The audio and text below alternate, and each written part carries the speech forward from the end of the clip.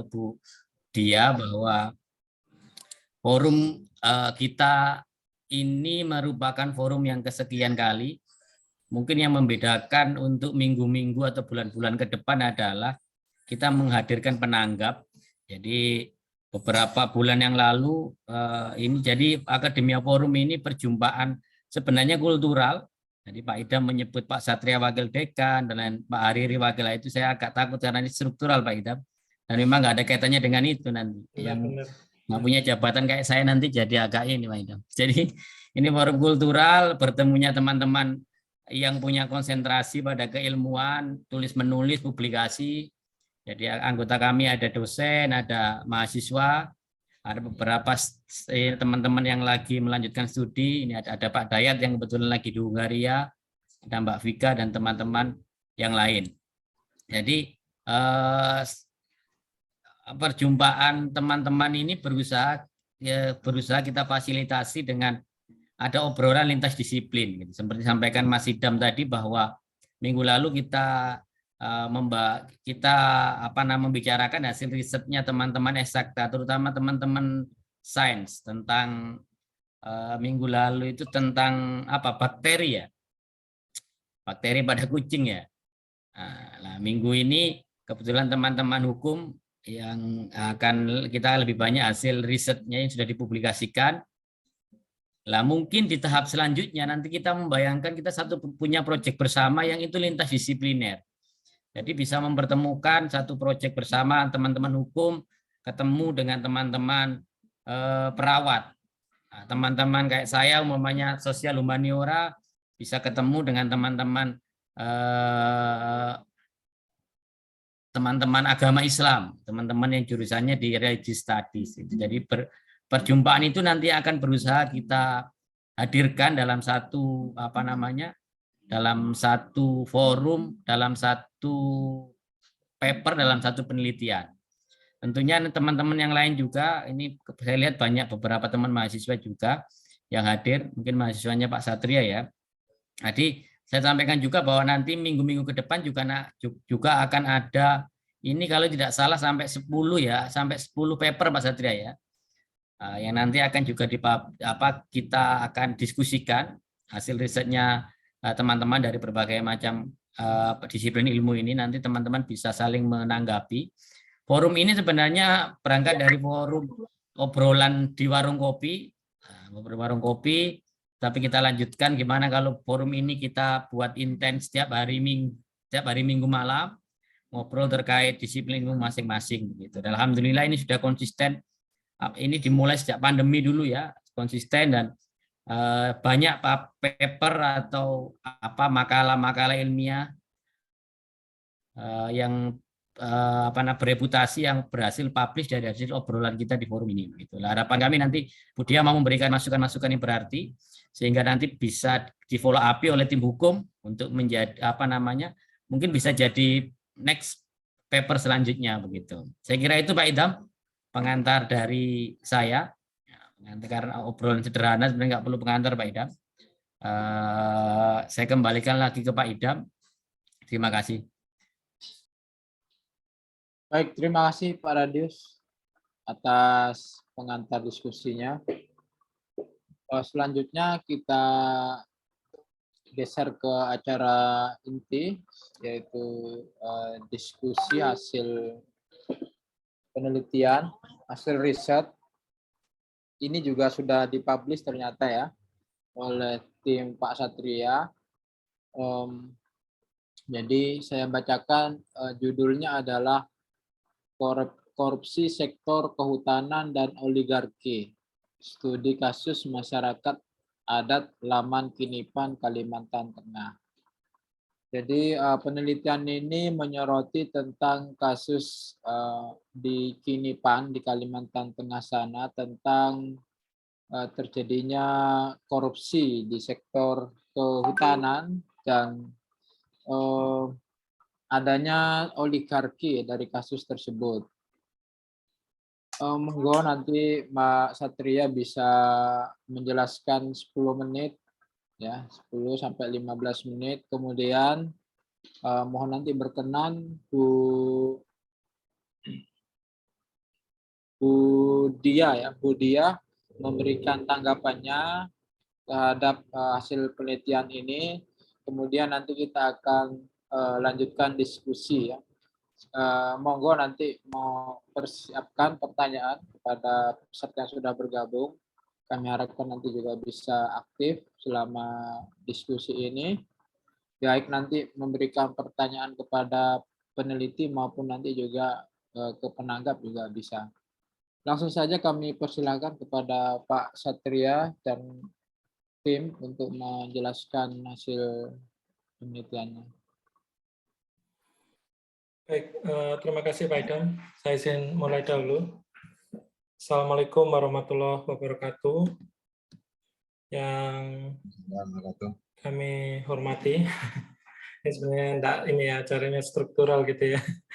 Bu Dr. Dia Aluyun, selaku Direktur Ketua KIKA, Ketua Kaukus Indonesia untuk Kebebasan Akademik, sekaligus dosen di Fakultas Hukum Universitas Brawijaya Malang, Mas Radius, Pak Radius Setiawan, selaku Direktur Akademia Forum, dan teman-teman, mohon izin kami dari tim hukum yang beranggotakan saya, Pak Hariri, Mas Ari, dan Mas Asis akan menyampaikan tentang paper kami yang berjudul Korupsi Sektor Kehutanan dan Oligarki.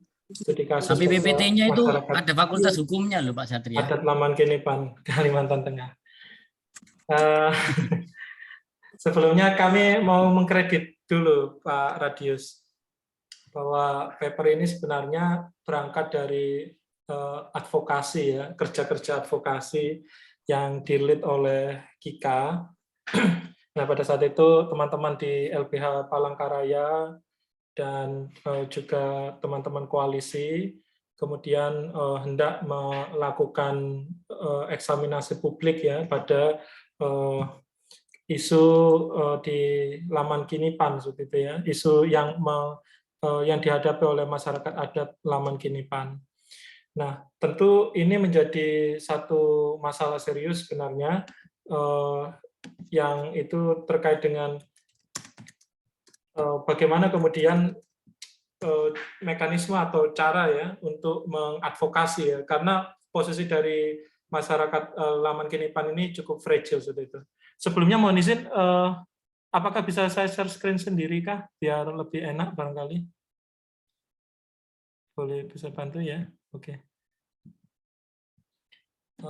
Jadi itu sebenarnya kredit ini harus kami berikan kepada teman-teman koalisi ya, karena kami juga tergabung di koalisi. Namun seperti apa yang saya diskusikan dengan Bu Dia ya, sebenarnya paper ini menjadi satu kerja berbasis advokasi yang sangat dibutuhkan untuk insight bagi komunitas akademik ya, karena ada perjumpaan yang menarik antara satu kita membahas korupsi sektor kehutanan, kedua kita membahas oligark, yang ketiga adalah perlindungan bagi masyarakat adat ya atau indigenous people yang ada di Laman-Kinipan di Kalimantan Tengah. Nah, nanti saya izin akan jelaskan bersama dengan Pak Hariri dan juga Mas Ari dan Mas Asis untuk menjelaskannya ya. Yang pertama, kami ingin berangkat kepada satu fenomena yang mengkhawatirkan tentang korupsi kehutanan. Korupsi di sini kita dapat kerucutkan kepada sektor perizinan sebenarnya. Apalagi pasca terbitnya Undang-Undang Omnibus Law Cipta Kerja ya, yang kemudian di klaster lingkungan hidup menegasikan aspek-aspek terkait dengan sustainability, kemudian itu menjadi memperparah ya, memperburuk dampak yang terjadi terkait dengan korupsi di sektor perizinan. Jadi ada multidimensi efek yang terjadi ya. BNPB di tahun 2018 menyebut di Indonesia ada 2.426 kejadian bencana seperti itu ya. 96% merupakan dampak dari bagaimana upaya deforestasi itu dilakukan. Nah, ini menjadi satu main topik yang juga kaitannya dengan kasus di Kinipan karena pengalihfungsian hutan hujan basah menjadi hutan produksi, khususnya kelapa sawit, ini yang kemudian menjadi satu persoalan serius. Kajian KPK sendiri menyebut hanya 11,8% kawasan hutan di Indonesia berstatus clear and clean. Apalagi saat ini Indonesia sangat getol ya untuk green infestation, kemudian terlibat dalam forum COP26 yang itu kemudian memberikan mandat kepada Indonesia seharusnya comply atau patuh terhadap prinsip-prinsip perlindungan lingkungan hidup. Nah, tapi di sisi yang lain ada intuisi untuk mengundang investor dalam tanda petik investor gelap ya dengan skema omnibus law itu sendiri. Ya, ini menjadi satu dilema sebenarnya. Pada aspek lingkungan hidup, banyak industri yang kemudian dikorbankan. Industri pulp termasuk salah satu memberi sumbangsi ya, karena penebangan kayu ilegal, termasuk perusahaan cangkang ya, mencuci uang yang dilarikan ke negara lain. Itu kajian U4 dan KPK RI di tahun 2020. Nah, ke kasus Kinipan, sebenarnya kasus Kinipan ini berangkat dari konsesi ya yang terjadi antara pemerintah daerah dengan perusahaan PT SML ya, yang itu terjadi di tahun 2017, di mana hutan yang sebenarnya ditempati oleh masyarakat adat Laman Kinipan di Kalimantan Tengah ya, itu kemudian khususnya ya di situ ada banyak masyarakat adat Kinipan, masyarakat adat Dayak ya, Dayak Tomun, yang itu menjadi korban akibat konsesi lahan tersebut. Sejak tahun 2012, pemerintah sering mengeluarkan izin pelepasan hutan dan hak guna usaha kepada investor untuk mengelola wilayah hutan tanpa memperhatikan masyarakat adat, atau minimal tidak melibatkan ya masyarakat adat untuk menentukan nasibnya sendiri. Ya, karena isu tentang masyarakat adat itu juga berkaitan dengan hak menentukan nasibnya sendiri atau right to self determination. Masyarakat adat Laman Kinipan pun turut mendapatkan perlakuan yang tidak menyenangkan ya sejak 2018, di mana investasi mulai masuk ke wilayah mereka. Akibatnya hutan yang ratusan tahun telah dijaga oleh masyarakat adat Laman Kinipan terancam dengan adanya perkebunan kelapa sawit.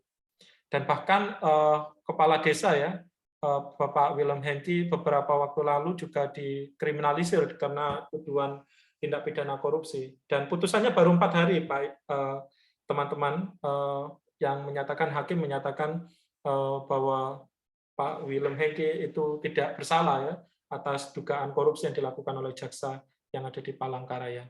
Nah, konflik ini berimplikasi pada banyak hal, termasuk bagaimana eksistensi masyarakat adat Laman Kinipan dan bagaimana struggling atau perjuangan melawan ya PT SML yang mendapatkan konsesi yang luar biasa dahsyat sekitar 2.627 hektar yang itu digunakan untuk hutan produksi kelapa sawit, dan bagaimana pengaruh oligark ini sendiri berimplikasi luas kepada praktek korupsi khususnya di sektor perizinan. Tentu kalau ini dikembalikan kepada suatu kerja riset ya, maka sebenarnya tidak ada yang baru dari isu konflik tenurial ya. Banyak sekali jurnal yang membahas tentang masyarakat adat, korupsi dan kerusakan sektor dan kaitannya dengan korupsi sektor sumber daya alam. Ada engagement.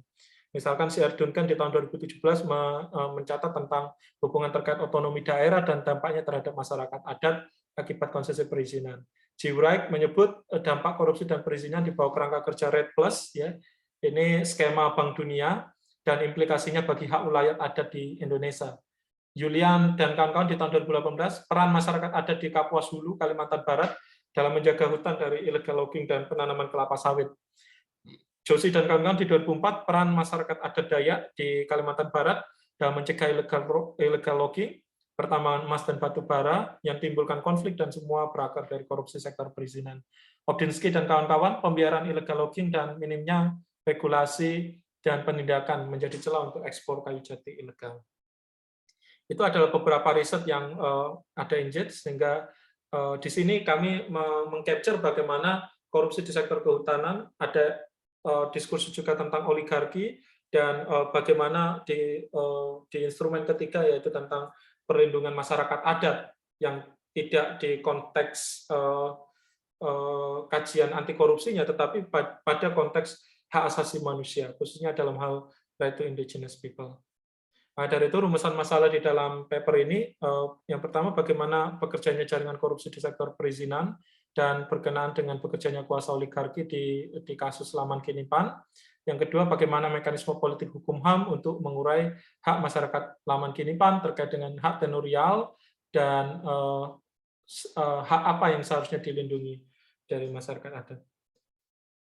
Metode penelitian kami menggunakan metode socio-legal. Artinya di sini metode socio-legal adalah tidak hanya mengkaji aspek aturan ya, tapi something beyond dari kajian soal aturan, yaitu bagaimana analisis interdisipliner di dalam melihat bekerjanya hukum di masyarakat. Selanjutnya mungkin ada Pak Riri barangkali bisa melanjutkan.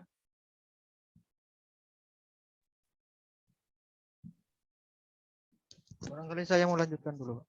Atau Mas Aziz? Ya. Silakan Mas Aziz. Ya, terima kasih Pak Satria.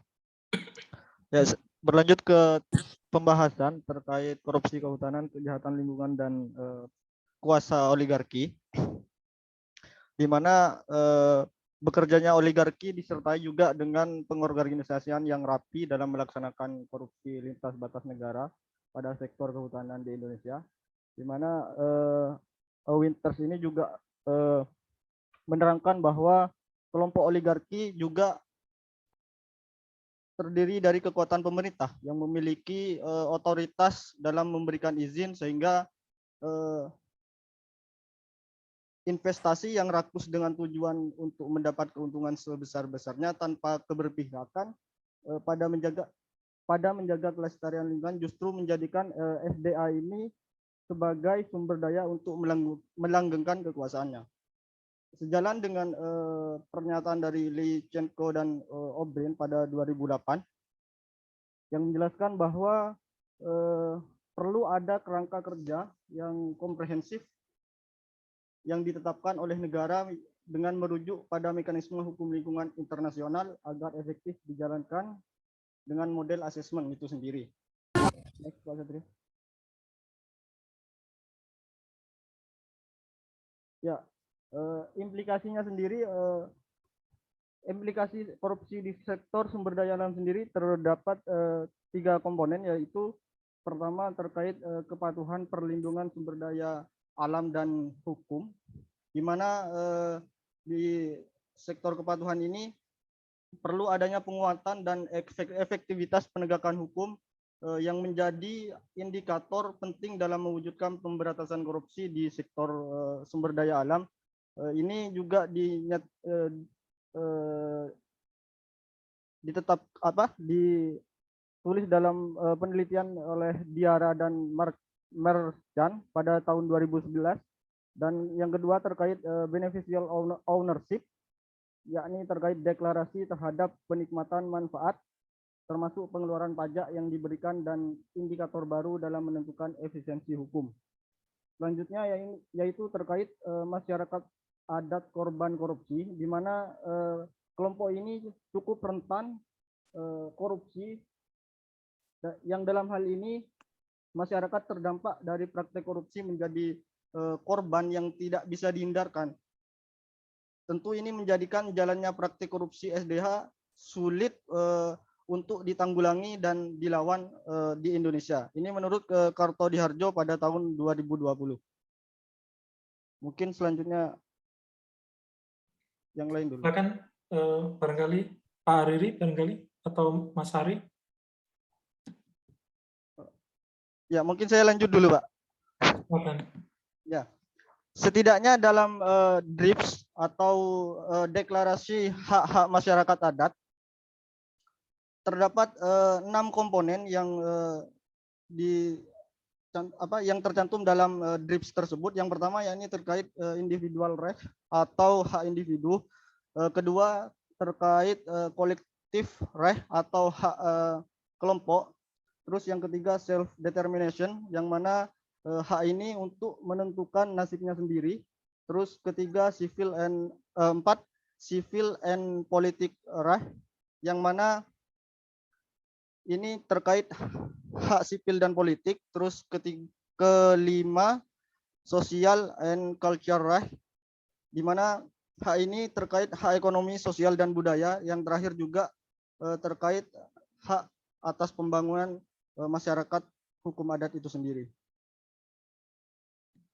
Saya ingin tambahkan ya, bahwa Iya. mengapa ini penting menjadi diskursus. Nah, ini saya selamat datang juga ke teman-teman LBH Palangkaraya, ada Mas Aryo dan kawan-kawan. Nanti juga mohon masukannya dari teman-teman jejaring yang juga ada dari Walhi Kalteng. Bagaimana kemudian sebenarnya masyarakat hukum adat ya itu wajib dilibatkan di dalam segala macam bentuk konsesi. Pelibatan kepada masyarakat adat itu sejalan dengan pengakuan terhadap eksistensinya sebagai kelompok yang dilindungi oleh negara. Tidak hanya negara, bahkan mekanisme internasional di dalam deklarasi HAM pengakuan masyarakat adat juga menyatakan demikian. Di Indonesia ada di pasal 18 ayat 2 dari Undang-Undang Dasar yang menyatakan bahwa masyarakat adat sepanjang eksistensinya diakui, dia wajib dilindungi atas segala macam haknya, termasuk hak ulayatnya. Dan tentu di sini titik tekannya adalah bagaimana langkah-langkah afirmatif, mengingat di sini bagaimana kemudian pemerintah daerah ya.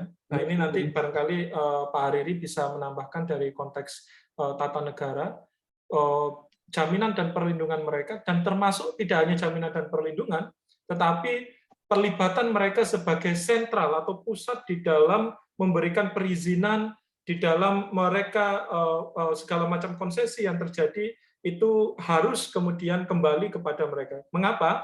Karena masyarakat adat memiliki kontribusi yang sangat besar terhadap perlindungan lingkungan hidup secara menyeluruh, sejak turun-temurun, dan khususnya di Laman Kinipan, bagaimana mereka kemudian betul-betul selama ratusan tahun, bahkan ribuan tahun, kita tahu, melindungi wilayah ulayatnya.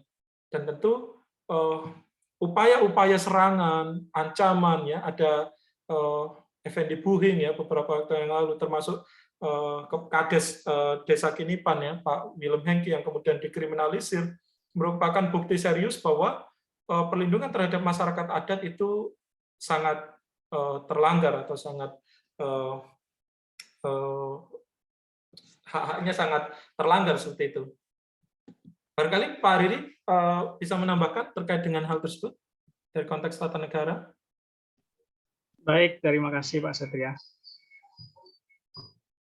Nah, terkait dengan posisi hukum adat dari tata negara itu, memang kuncinya itu ada di Undang-Undang Dasar ya, tadi sudah disebutkan oleh Pak Satria, termasuk di pasal 33 ya, bagaimana di pasal 33 ayat 3 Undang-Undang Dasar 1945 itu sudah mengatur bagaimana mengenai memberikan hak ya kepada negara untuk memiliki tanah, tetapi hanya memberikan hak menguasai ya, menguasai. Dan MK ini sudah memberikan tafsir terkait dengan hak menguasai. Hak menguasai itu adalah bagaimana negara itu mengelola, bukan menjadi hak milik kan begitu ya. Dan juga di Undang-Undang pokok agraria pasal 2 ya, juga mendefinisikan terkait dengan hak menguasai negara atas tanah sebagai kewenangan negara untuk mengatur dan menyelenggarakan peruntukan, penggunaan, persediaan, pemeliharaan bumi, air, dan ruang angkasa. Jadi itu jelas sudah clear ya bagaimana negara itu berperan juga untuk mengatur terkait dengan sumber daya alam. Terkait dengan batasan hak milik juga diatur ya, bagaimana hak ulayat ya masyarakat hukum itu harus dilindungi, kepentingan-kepentingan lain yang memiliki tanah, dan juga hukum adat. Dan tadi sudah disebutkan di Undang-Undang Dasar pasal 18 itu juga negara mengakui eksistensi masyarakat hukum adat ya, selama memang tadi sudah dijelaskan di putusan Mahkamah Konstitusi nomor 31 ya tahun 2007, dan juga diperkuat nomor putusan Mahkamah Konstitusi nomor 35 tahun 2012 ya. Memang hukum adat itu berlaku selama memang sepanjang menurut kekayaan masih hidup kenyataan masih hidup di dalam masyarakat ya, sesuai dengan perkembangan masyarakat, sesuai dengan prinsip negara kesatuan Republik Indonesia dan diatur dalam undang-undang. Nah, nanti memang terkait dengan masyarakat hukum adat itu akan diatur di Perda ya, diperkuat di Perda. Nah, dan berbicara bagaimana eksistensi ya atau sejarah ya hubungan masyarakat hukum adat dengan tanah ya, itu sudah sering mungkin bagi mahasiswa Fakultas Hukum mengkaji secara ontologi ya, bagaimana masyarakat hukum adat dengan tanah itu hubungannya memang sangat erat ya, sangat erat. Yang pertama misalnya kalau kita bicara ya tahap manusia itu survive ya, bagaimana misalnya dulu ya mereka hidup nomaden ya, nomaden, sehingga kemudian peran tanah itu memang sangat tinggi. Terus yang kedua, bagaimana misalnya manusia mulai mengetahui cara bercocok tanam ya, terus kemudian mulai berpindah-pindah dan kemudian menetap. Nah itu sedikit tambahan ya mengenai bagaimana peran masyarakat hukum adat hubungan ya dengan tanah itu. Dan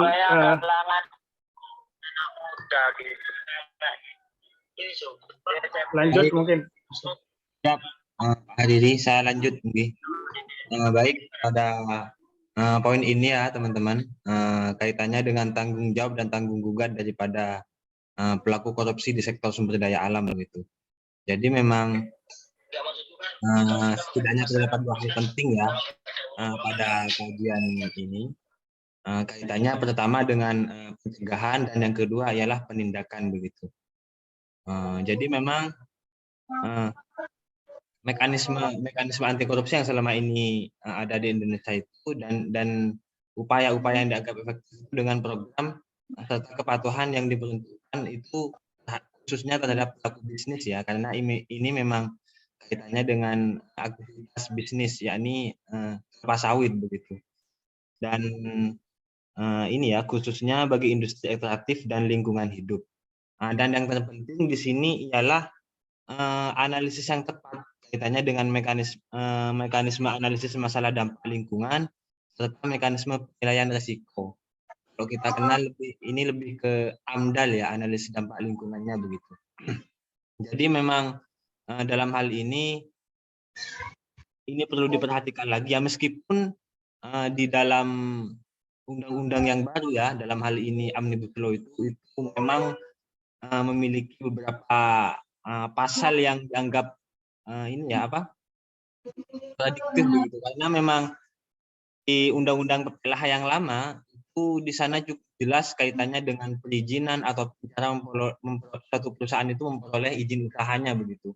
Dan yang salah satunya di situ mengharuskan lahirnya AMDAL begitu, sehingga mereka tahu dampak yang akan dihasilkan daripada aktivitas bisnis itu tadi seperti apa terhadap lingkungan begitu.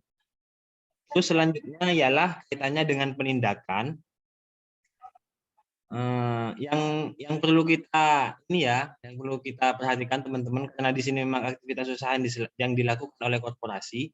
Jadi memang subjeknya sudah jelas di sini ialah person ya, atau badan hukum atau korporasi begitu kalau hukum pidana menyebut. Pertama itu ialah bahwa tindakan direksi yang mewakili perusahaan itu tidak serta-merta menjadi tanggung jawab korporasi.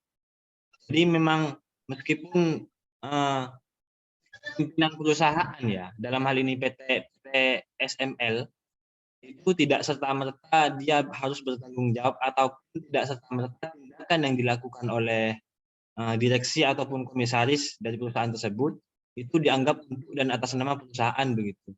Jadi memang ada beberapa tolak ukur yang memang itu dianggap itu memang murni perilaku dia sebagai manusia alamiah begitu. Jadi pertanggungjawaban korporasi itu juga tidak serta-merta dapat dilaksanakan begitu. Terus yang kedua ialah bahwa suatu korporasi itu bertindak sendiri, namun tindakannya dianggap sebagai tindakan suatu organ yang dilakukan oleh pimpinan perusahaan. Jadi memang faktanya ya, korporasi ataupun suatu badan hukum itu dapat melakukan suatu perbuatan hukum tak terkecuali ini ya tindak pidana begitu. Cuma memang faktanya tidak bisa serta-merta, maksudnya karena memang korporasi di dalamnya itu tidak terdapat sikap batin ataupun perbuatan ya, tidak terdapat aktus serius ataupun mens rea. Jadi memang dalam pembuktiannya, jika memang hal ini dibuktikan dengan apa namanya, jika dalam pembuktiannya itu dilaksanakan dengan hukum acara yang itu digunakan untuk natural person ataupun manusia, itu agak susah begitu, karena memang unsur mens rea dan aktus seriusnya itu tidak terpenuhi. Yang ada ialah dampak langsung yang dihasilkan daripada aktivitas perusahaan tersebut begitu. Dan yang terakhir ialah suatu tindakan korporasi tidak dianggap sebagai tindakan alamiah. Itu ya memang teman-teman. Jadi memang selama ini konsep salah satu asas dalam pemidanaan korporasi itu ialah scalability ya.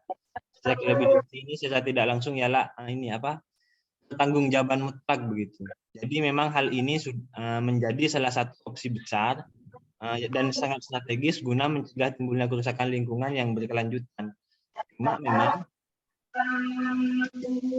hal ini juga dihapus sepertinya ya teman-teman di Omnibus Law itu, hal ini juga dihapuskan gitu. Selanjutnya mungkin di kesimpulannya Pak Satria. Oke, saya izin menambahkan bahwa konsep tentang strict liability ini menjadi satu titik sentral ya, bahwa PT SML ya, dan juga tanggung jawab juga negara, dalam hal ini adalah pemerintah daerah dan juga penegak hukum, bahwa mereka tidak boleh kemudian salah sasaran ya, artinya yang justru terjadi adalah upaya kriminalisir, kemudian pemidanaan kepada mereka yang menjadi masyarakat adat. Ini suatu kesesatan berpikir ya, bahwa sebenarnya masyarakat adat Laman Kinipan dalam konteks ini wajib dilindungi dan mendapatkan porsi yang luar biasa besar ya di dalam hal bagaimana perlindungan mereka dalam eksistensinya, pelibatan mereka untuk melindungi hak ulayatnya, karena sebelum ada negara sekalipun mereka sudah menempati wilayah tersebut. Dan tentu kita menanti ya keberanian penegak hukum ya dalam hal ini untuk melakukan asesmen dampak konsesi yang diberikan kepada PT SML terhadap perkebunan kelapa sawit yang tadi sudah dijelaskan di awal 2000 hektar lebih, untuk kemudian upaya-upaya deforestasi tersebut merupakan satu persoalan serius dalam konteks pidana, tidak hanya menimbulkan kerugian negara yang itu sudah ada tafsirnya di dalam MK ya, ada kerugian langsung, tetapi juga ada dampak kerugian tidak langsung, yaitu terkait dengan sustainability. Karena kita tahu bahwa Kalimantan dengan segala Kalimantan Tengah dan juga Kalimantan Borneo dengan segala macam sumber daya alamnya merupakan paru-paru dunia yang itu sangat berimplikasi luas terhadap prinsip atau keberlangsungan hidup yang sehat di kemudian hari. Nah, di terakhir ini adalah kami ingin menyampaikan tentang bagaimana kemudian perlindungan ya masyarakat adat Laman Kinipan, termasuk mereka yang menjadi korban dari korupsi di sektor perizinan ini dan dampak kerugian lingkungan yang ditimbulkan, itu untuk dilindungi, mendapatkan akses akuntabilitas, ya, akses terhadap keadilan, dan mereka wajib dilibatkan dalam konteks sosiologi recovery, ya, pemulihan masyarakat dan hak-hak kolektif mereka, serta bagaimana kemudian penjatuhan sanksi ya atau kemudian mekanisme hukum yang dititik beratkan kepada tanggung jawab korporasi tadi kepada PT SML kiranya perlu diusut, karena kerugian baik material maupun imaterial telah terjadi di dalam kasus konteks korupsi di sektor kehutanan. Dan bagaimana penguatan tentang konsep strict liability ini betul-betul tidak hanya menjadi lip service gitu ya, tapi betul-betul menjadi satu proses atau mekanisme yang harus dilakukan kalau Indonesia betul-betul mau mengundang investasi hijau ya.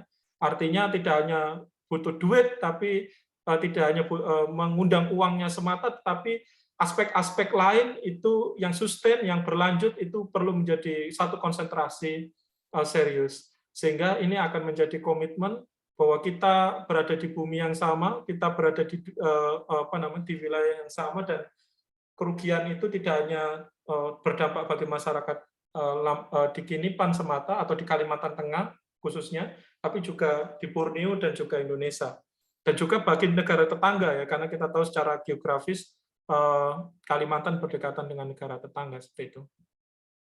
Dan alhamdulillah paper ini open access dan Bapak Ibu bisa membaca dan juga mungkin memberi masukan dan mengkritisi ya segala hal yang kemudian kami tuliskan di dalam paper ini. Barangkali demikian Pak Idam yang bisa kami sampaikan, kurang lebihnya kami mohon maaf, kami tutup dan serahkan ke Pak Idam untuk kita lanjutkan pada diskusi. Baik, terima kasih Pak Satria dan tim sudah menjelaskan panjang lebar terkait hasil penelitiannya. Ini di kolom chat sudah ada yang bertanya ya, nanti kita lanjut. Sebelum itu kita ke Bu Tia Al-Uyun dulu. Ini yang kita tunggu-tunggu untuk memberikan tanggapan. Langsung saja kami persilakan Bu Tia, tanggapannya mungkin waktu 10 menit. Ya, terima kasih atas waktu yang telah diberikan. Assalamualaikum warahmatullahi wabarakatuh. Salam sejahtera bagi kita semua. Saya juga mau menyapa teman-teman dari Palangkaraya yang juga join di sini, teman-teman dari RBH Walhi. Senang sekali gitu ya, kita bisa kemudian bertemu lagi untuk kemudian makan bersama begitu ya permasalahan Kinipan yang beberapa hari lalu seperti yang dikatakan oleh Pak Satria dan juga kawan-kawan mengalami proses-proses kriminalisasi begitu. Sebenarnya kalau boleh dikatakan kasus Kinipan itu sebenarnya merupakan contoh nyata gitu ya, sebagaimana kita tonton di filmnya yang sudah beredar begitu ya, bahwa kondisi ini sebenarnya tidak terjadi di Laman Kinipan saja gitu ya, tapi hampir terjadi di seluruh wilayah Indonesia gitu ya. Buruknya pola-pola yang dilakukan itu adalah pola-pola yang serupa.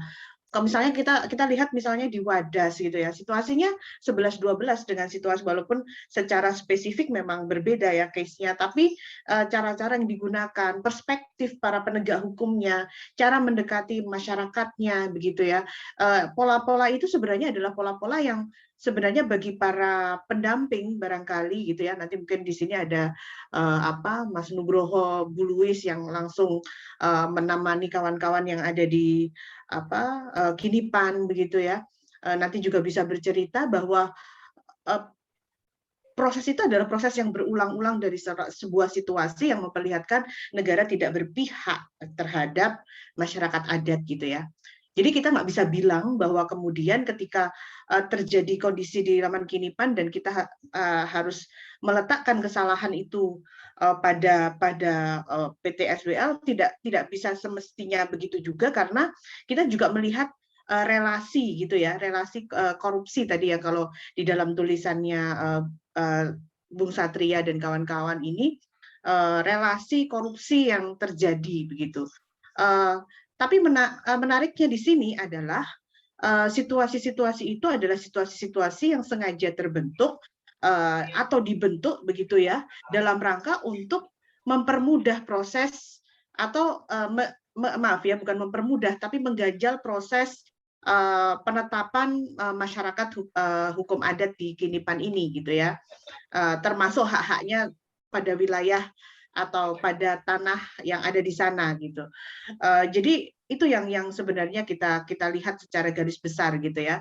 Dan bahaya ini sebenarnya adalah bahaya yang luar biasa gitu ya. Kalau boleh saya katakan ini bisa menghancurkan spesies kita gitu. Kenapa saya berpikirnya demikian gitu ya? Teman-teman dari KIKA gitu ya. Saya juga harus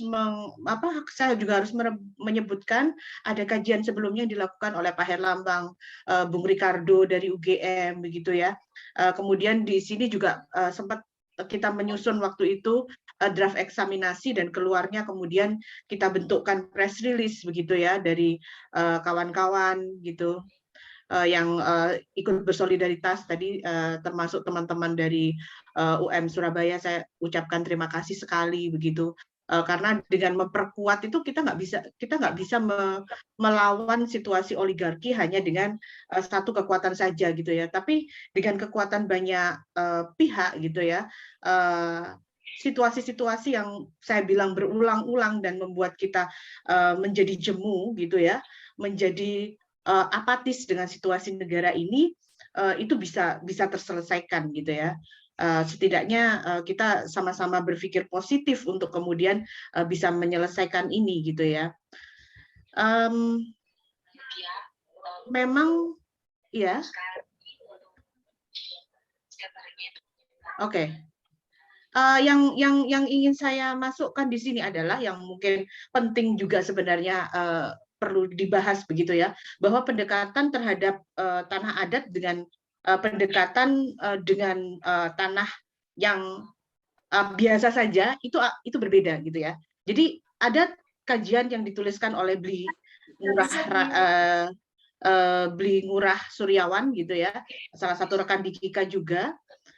Itu juga menyebutkan bagaimana kemudian masyarakat Kinipan ini memiliki ikatan begitu ya antara tanah yang didudukinya gitu ya dengan kehidupan mereka gitu ya, dan itu hampir tidak mungkin satu gitu ya, tanah itu akan bernilai lebih tinggi dibandingkan dengan tanah-tanah yang kemudian kita bisa perjualbelikan secara umum.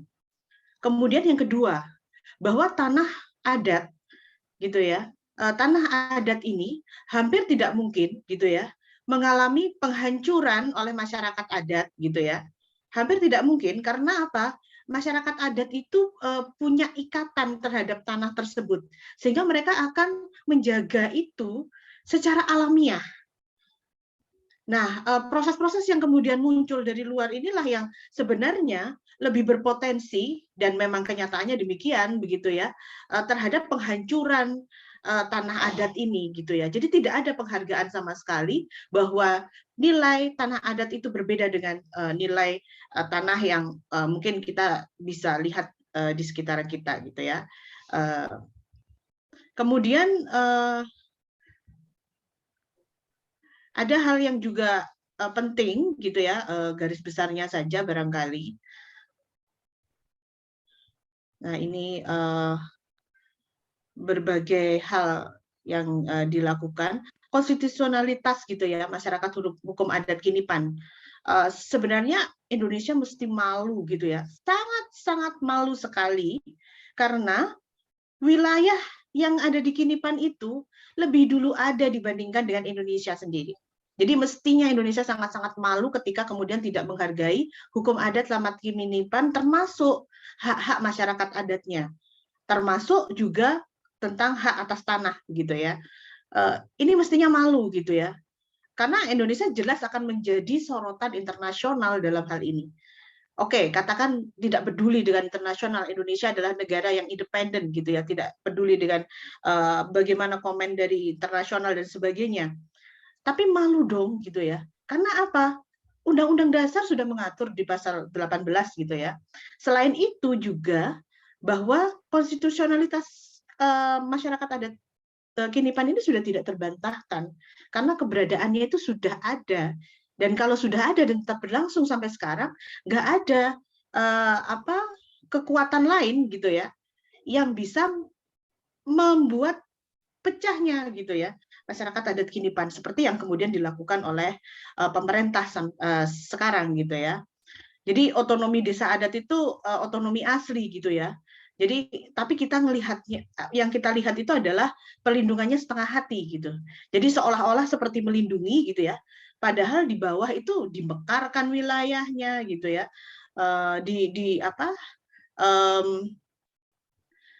Ada pengaturan-pengaturan yang kemudian berbeda gitu ya. Setidaknya ada beberapa hal yang coba ditabulasi oleh kawan-kawan. Jadi kita punya grup sendiri gitu ya, akademisi Kinipan gitu kan, dari beberapa teman yang ada di KIKA, juga kemudian dari LBH dan sebagainya, yang pada intinya adalah melihat gitu ya, ada formalitas perizinan gitu ya, ada formalitas perizinan gitu ya, kemudian ada pemekaran wilayah gitu. Jadi kan sama dengan apa yang terjadi di Papua misalnya, kemudian kenapa wilayah itu kemudian dipotong-potong jadi beberapa gitu ya. Apa? Untuk mengurangi konsentrasi masyarakat terhadap wilayah-wilayah tersebut. Padahal mereka punya satu kesatuan yang mestinya tidak bisa dipecahkan gitu ya, dipecahkan dengan urusan administrasi. Tapi justru mereka punya kesatuan adat yang mesti dihargai gitu ya dalam konteks negara kita. Dan kemudian juga ada manuver-manuver gitu ya. Jadi nggak bisa kita tutup mata bahwa PT SML ini nggak ikut-ikut gitu ya, karena manuver-manuvernya itu nyata gitu ya. Termasuk kemudian yang pemerintahnya juga demikian, saling lempar tanggung jawab begitu ya, sehingga menjadikan permasalahan-permasalahan ini jadi berlarut-larut gitu. Nah, ini adalah press release yang kemudian kita lakukan pada saat itu, termasuk putusan Mahkamah Konstitusi yang tadi juga sudah disebutkan oleh kawan-kawan dari UNES begitu ya. Saya juga tidak mengulangi, tapi pada intinya adalah mendesak pemerintah untuk menjalankan kewajiban konstitusional. Kemudian mendesak panitia hukum adat Laman Kinipan, Kabupaten Lamandau, Kalimantan Selatan untuk bekerja dengan integritas dan profesional gitu ya. Jadi ya kalau itu sudah menjadi kewenangannya ya dilaksanakan gitu ya, jangan ditunda-tunda gitu ya. Dan kemudian juga menghentikan segala bentuk intimidasi gitu ya, dan politik adu domba antar masyarakat maupun kriminalisasi. Kemudian menjamin terpenuhnya batas-batas wilayah yang menjadi hak masyarakat gitu ya. Goalnya kan di sini ya, membatalkan segala bentuk perizinan yang mengganggu atau melanggar gitu ya. Jadi mau izin, mau apapun, tapi kalau itu sebenarnya melanggar hak, izin itu nggak bisa diberikan dalam konteks konstitusionalitas ya. Tapi dalam konteks peraturan perundang-undangan gitu ya, karena kacamata APH kita itu kacamata kuda gitu ya, formalitas sekali, sehingga kemudian seperti perizinan itu dimunculkan untuk kemudian yaitu tadi ya memporak-porandakan tatanan yang sebenarnya sudah alamiah dan luar biasa begitu ya saya katakan gitu ya. Saya masih teringat gimana kemudian teman-teman dari masyarakat adat ini gitu ya, mereka bisa melihat bagaimana pohon ini berusia berapa tahun gitu ya, jenisnya apa gitu ya, tanpa mereka harus menempuh pendidikan yang notabene selevel profesor pun saya yakin gitu ya, mereka tidak akan tahu gitu ya sebuah pohon itu berusia berapa hanya dengan melihat pohon itu. Dan ini adalah sebenarnya adalah sebuah kearifan-kearifan yang mestinya kita hargai gitu. Nah, sebenarnya tadi juga disebutkan oleh kawan-kawan ada catatan kritis terkait dengan tulisan yang saya berterima kasih sekali tulisan ini ada karena tulisan ini akan sangat membantu begitu ya untuk advokasi, dan ini juga akan mendokumentasikan proses bagaimana kemudian negara abai dalam proses perlindungan terhadap masyarakat adat begitu ya. Jadi secara akademis itu akan menjadi jawaban-jawaban untuk paper-paper yang selanjutnya yang akan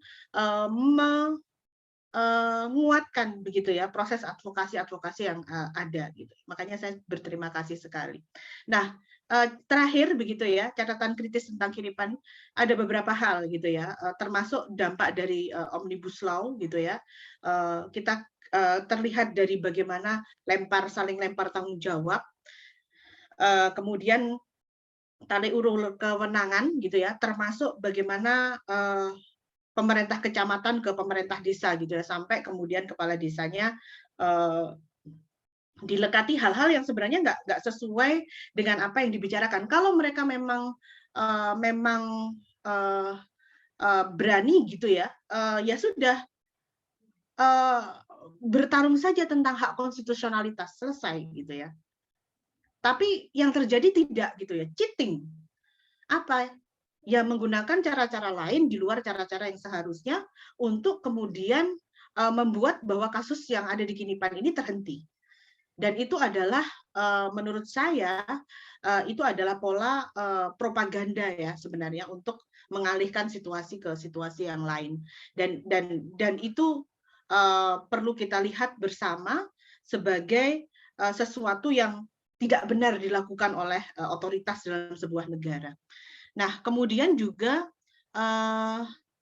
belum selesainya tidak ada penetapan batas desa Kinipan gitu ya, dan juga ada upaya intimidasi apapun itu dalilnya gitu ya, mau mengumpulkan mau apa, tapi kalau nggak ada kepentingan nggak usah masuk wilayah masyarakat adatnya Kinipan gitu ya. Saya saja juga tidak berani menilai ini kalau bukan masyarakat adat Kinipan sendiri yang berbicara gitu.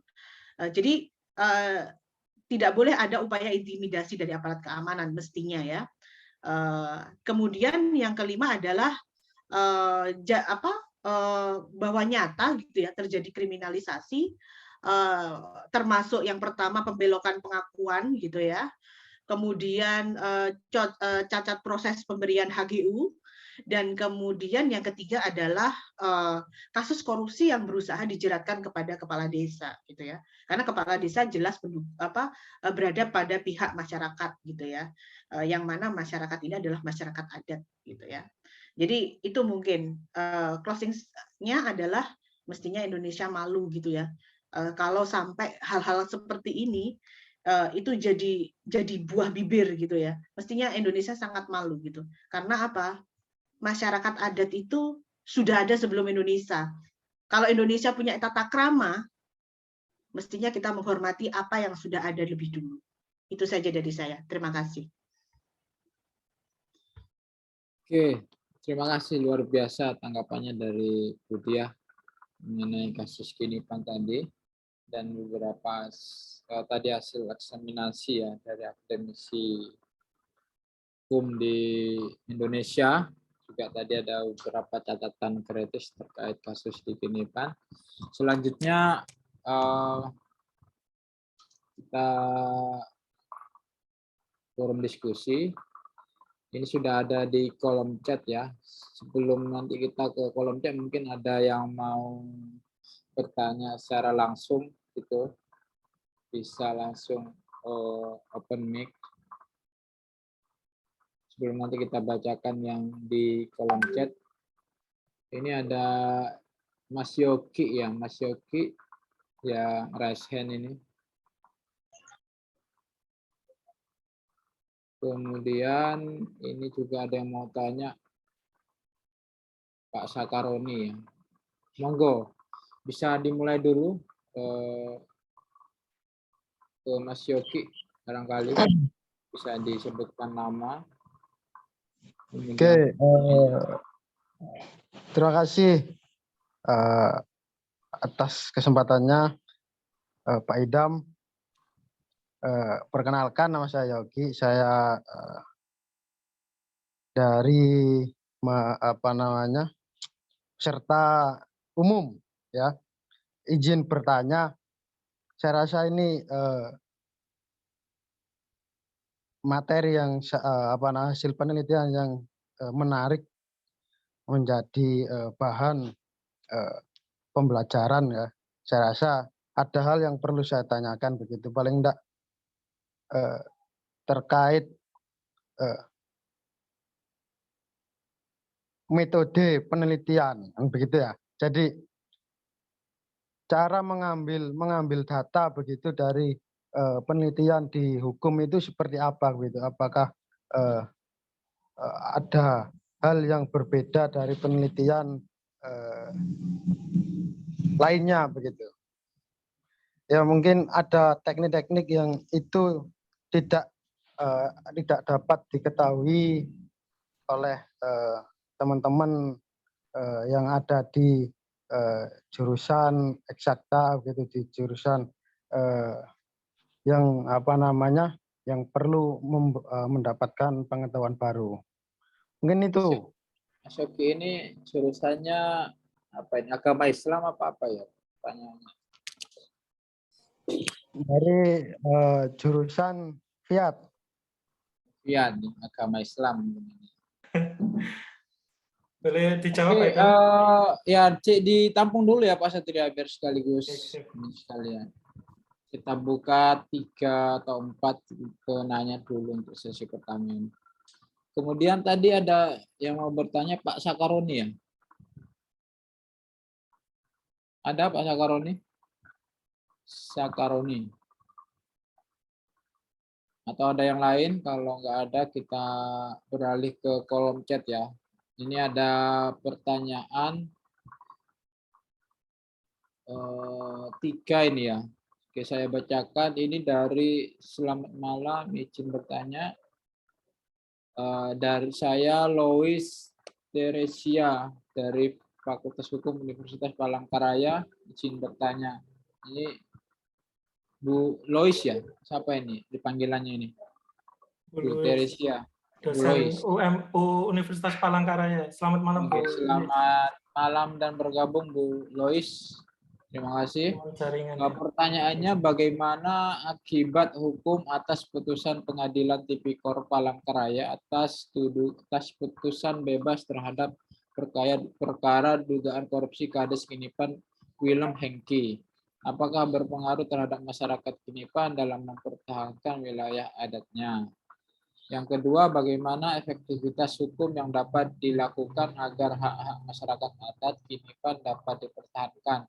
Mengingat kalau memang ada dugaan korupsi dan oligarki yang terjadi dalam pengelolaan dan pemanfaatan sumber daya alam di wilayah Kinipan dalam mempertahankan wilayah adatnya. Pertanyaan menarik, Mbak.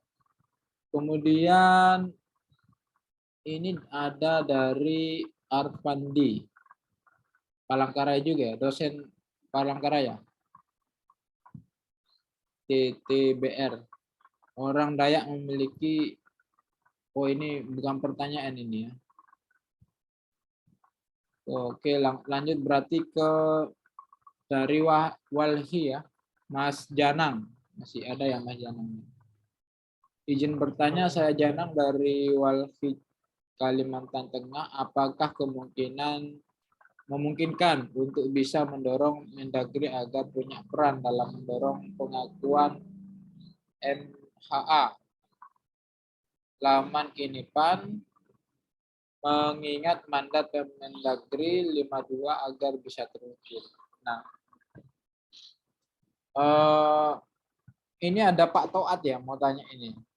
Ini angkat, ini raise hand ini. Pak Toat, mungkin bisa dilanjut dulu. Ya, terima kasih Pak Idam. Ya. Tentunya ada banyak pemaparan dari para pakar hukum ya, baik dari Pak Satria ataupun penanggap. Nah, tentunya yang perlu untuk kami ketahui bersama, tentunya ada hal-hal yang memang perlu untuk ditindaklanjuti terkait dengan hal ini. Dan ini tadi sudah Bu Dia mengatakan, hal ini sudah menjadi budaya terkait dengan oligarki dan juga masyarakat adat. Tentunya pertanyaan saya, apa yang harus dilakukan oleh pakar hukum yang ada di Indonesia terkait dengan hal ini? Karena ini permasalahan tidak hanya terjadi di Kalimantan, tentunya di Riau dan lain sebagainya, hal ini sama. Mungkin itu Pak Idam. Terima kasih.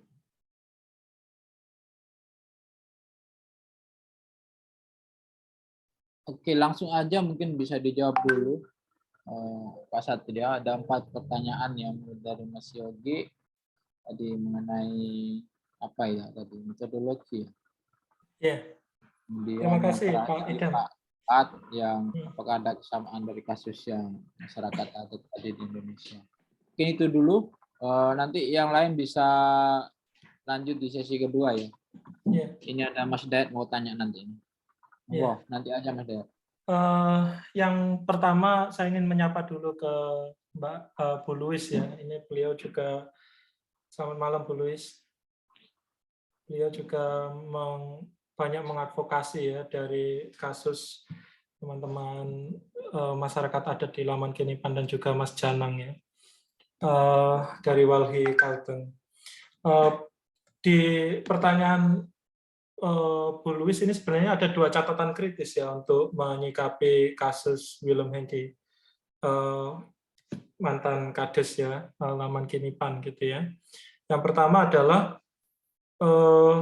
kasus kriminalisasi ya dengan dugaan tipikor ini menunjukkan pasca ini vonisnya bebas ya Bapak Ibu semua.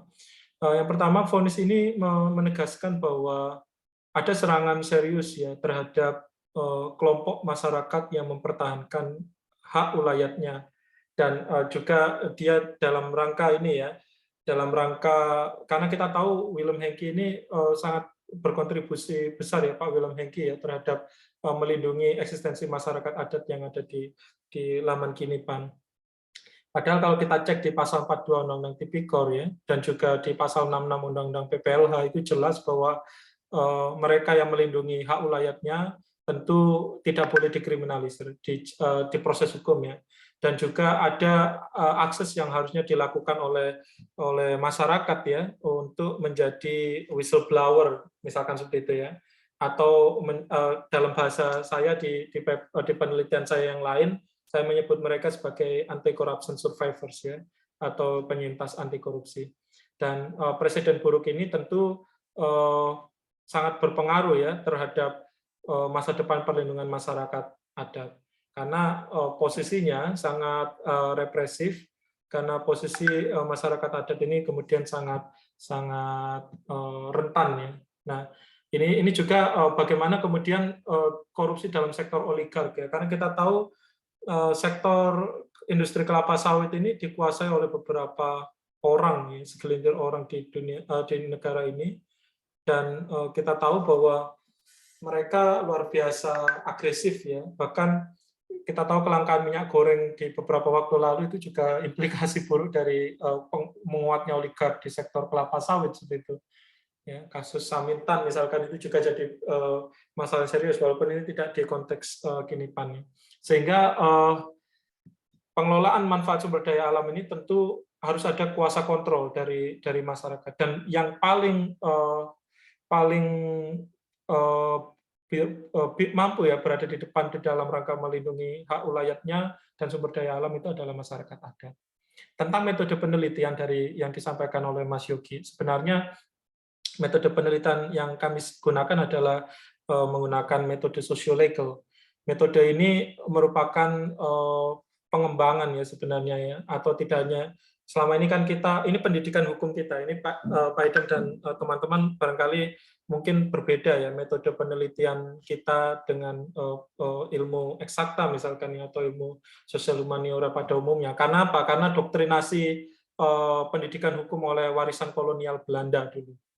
Nah, saat ini pendekatan penelitian hukum tidak hanya melulu masalah pasal-pasal ya, tapi juga dengan pendekatan interdisipliner. Maka dari itu kami juga mengkaji konteks analisis kerugian negara dampak dari dari korupsi di sektor sumber daya alam itu aspek ekonomi makro misalkan. Kemudian kita juga menggunakan pendekatan studi tentang viktimologi ya atau kriminologi yang itu tidak hanya di hukum sebenarnya Pak Idam, tapi juga di ilmu psikologi ya, dan pendekatan-pendekatan interdisipliner yang lain, termasuk pendekatan politik hukum ya. Nah, ini menjadi titik pertautan yang menarik ya di dalam konteks sosiolegal. Mas Yogi dan kawan-kawan barangkali kalau mau membaca ya tentang metode penelitian sosiolegal, silakan cek tulisan Banakar dan Travis ya, dan juga Brian Zetamanaha misalkan yang menulis tentang apa itu metode penelitian sosiolegal. Dan ini tidak bisa kami sampaikan secara singkat, tapi sebenarnya ini menjadi satu tools yang kami gunakan, di mana ya ini ada Bu Luis, ada Mas Janang dan teman-teman yang ada di koalisi. Kami tentu belajar banyak dari mereka. Kami mendapatkan banyak informasi dari hasil eksaminasi bersama yang kemudian ini menjadi satu hal yang memperkaya riset kami. Dan tadi menyambung Mbak Bu Luis bahwa sebenarnya kenapa kok Willem Hengki ini dibebaskan ya? Karena hakim tidak bisa membuktikan adanya kerugian langsung ya. Karena ini pasca putusan MK kan harus untuk kasus tipikor itu kan harus dibuktikan dengan kerugian yang nyata.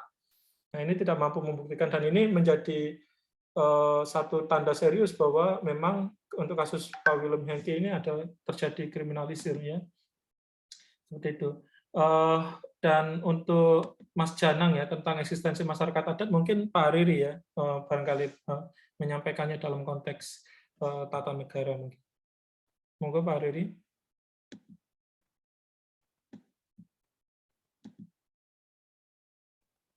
Monggo bisa dilanjut oleh tim. Pak Riri barangkali Jawab pertanyaan. Terima kasih Mas Idam. Ya, terkait dengan pertanyaan ini ya mengenai Permendagri nomor 52 tahun 2014 ya terkait dengan pedoman pengakuan dan perlindungan masyarakat hukum adat.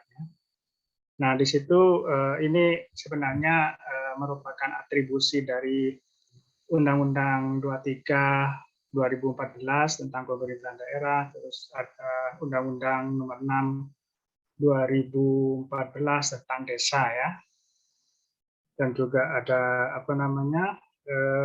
instruksi presiden. Nah di Permendagri ini ya 52 memang seperti mandat norma di Undang-Undang tentang pemerintahan daerah itu terkait dengan masyarakat hukum adat itu kewenangannya di pemerintah daerah ya, kabupaten, bupati, wali kota. Nah, di mana di situ bupati, wali kota dalam penentuan ya teknis penentuan masyarakat hukum desa masyarakat hukum adat itu membentuk panitia ya, panitia verifikasi panitia identifikasi ya pembentukan masyarakat hukum adat. Begitu. Nanti kemudian panitia itu memberikan rekom apakah kemudian termasuk masyarakat masyarakat hukum adat atau tidak. Gitu. Nah, Mendagri itu tugasnya cuma mengawasi ya, Mendagri cuma mengawasi saja. Namun kalau itu dalam konteks ini ya normanya. Namun kalau kita tarik pada posisi politik, tentunya di situ ada relasi kuasa ya. Bagaimana posisi Mendagri itu merupakan posisi yang kalau kita dikaitkan dengan ketatanegaraan itu kan posisinya lebih ini ya, secara kuasa kan begitu. Sehingga dalam konteks politiknya ya bisa saja mengintervensi ya dalam tanda petik ya, mengintervensi pemerintah daerah ya, pemerintah daerah dalam konteks ini ya bupati, gubernur ya, sehingga kemudian masyarakat hukum adat itu bisa terbentuk. Jadi kalau secara normatif itu memang kewenangannya di pemerintah daerah. Mungkin itu Pak Idam. Oke, terima kasih Pak Riri. Atau ada tambahan lagi dari Pak Asis dan Pak Ari mengenai beberapa pertanyaan tadi. Sebelum nanti kami mungkin persilakan kepada Bu Dia untuk juga memberikan jawabannya mungkin ya, pencerahannya pada kita semua. Ada tambahan Pak Samsul dan Pak Asis? Saya Pak Idam. Ya, silakan. Saya ingin sedikit menambahi saja ini biar tidak ini ya teman-teman, bahwa memang yang selama ini penelitian hukum itu dianggap sebagai penelitian yang sesat ya begitu, karena tidak tahu datanya dari mana tiba-tiba jadi penelitian kan begitu. Jadi memang sebagaimana disampaikan oleh Pak Satria tadi ya, Mas Yogi dan teman-teman yang lain, bahwa memang dari dulu kita itu terpaku ya, kita yang kuliah di Fakultas Hukum itu terpaku terhadap metode penelitian normatif begitu. Jadi memang kalau tidak normatif itu tidak murni penelitian hukum begitu. Akan tetapi makin ke sini mungkin itu juga kegelisahan ya yang dialami oleh para ilmuwan hukum sebelum-sebelumnya begitu, bahwa memang kenapa penelitian hukum itu menjadi monoton, bahwa penelitian hukum itu harus berangkat dari kekosongan hukum misalnya, atau berangkat dari norma yang saling tumpang tindih begitu.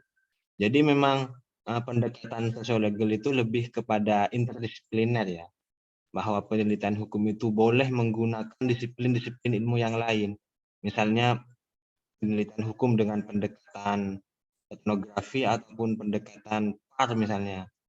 Jadi itu ya. Jadi nanti hasilnya tidak lagi syarat nilai, Mas Yogi. Jadi bebas nilai begitu. Itu saja mungkin Pak Idam. Baik, Pak Samsul. Silakan, ada tambahan lagi dari Pak Asis? Ya, mungkin cukup Pak Idam sudah dijelaskan sama Oke. Pak Baik, Satria. kami persilakan mungkin Bu Dia. Mungkin ada beberapa yang mau ditanggapi. Iya. Ini link YouTube apa ini? Oke. Saya men-share ini, Pak Idam. Jadi film tentang Kinipan yang sudah dibuat oleh kawan-kawan Watchdog Dokumen. Gitu. Kadang-kadang kalau kita diskusi kayak gini kan tidak semua orang bisa memahami ya situasi yang ada di Kinipan. Tapi kalau berbahasa lewat film barangkali akan lebih lebih bisa diterima begitu ya, terutama untuk kawan-kawan yang misalnya mau meriset lebih lanjut begitu. Jadi tadi sudah banyak dijawab sebenarnya dengan Pak Hariri, dengan Pak Satria, dengan kawan-kawan semuanya gitu tentang apa yang dipertanyakan gitu. Tapi secara singkat, ilmu hukum itu memang unik ya, unik. Jadi kalau dalam bahasa ini kan sui generis gitu ya. Spesies tersendiri gitulah ibaratnya gitu. Kenapa mau dimasukkan ilmu sosial agak sulit karena dia punya aspek moralitas yang tidak bisa dipisahkan dari sesuatu yang berhubungan dengan masyarakat tapi juga ada moralitasnya gitu. Itu yang menjadi perdebatan di dalam fakultas-fakultas hukum di Indonesia gitu ya. Tapi sebenarnya kalau secara mungkin dari kawan-kawan tadi ada yang researcher dari luar dan sebagainya gitu ya, yang lagi kuliah di luar gitu ya, mungkin cuma tersenyum aja kalau memang dari fakultas hukum gitu, karena perdebatan itu sebenarnya sudah selesai. Kita tidak se-mainstream yang di Indonesia gitu ya.